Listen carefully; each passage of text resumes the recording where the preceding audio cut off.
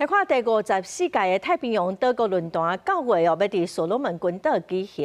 有外国媒体指出讲，因为中国是阿嬷，所以无要邀请台湾参加。拍算只邀请18会员国出席，嘛未邀请美国甲中国。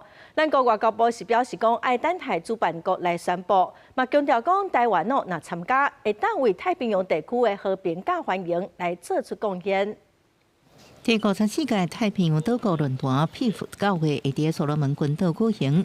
不过，根据外国媒体报道，所罗门面对中国施压，拜托邀请台湾，不过其他成员国佮表达希望台湾参加的决议之下，决定今日邀请18会员国参加，包含美国、中国等21个关注国，甲台湾拢被邀请。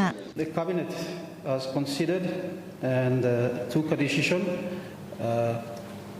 That we will be deferring. We will defer the post-forum dialogue partners meeting. Taiwan's not even in the 21.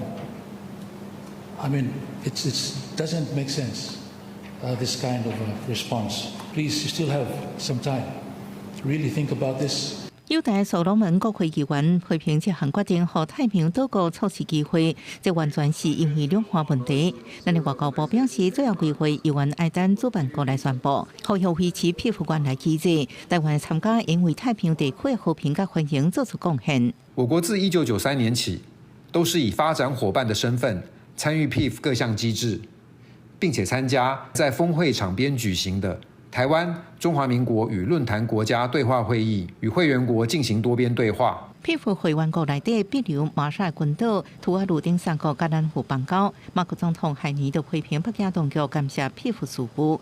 所罗门群岛是伫2019年甲咱断交，甲中国建交，佮扩大甲中国安全的合作。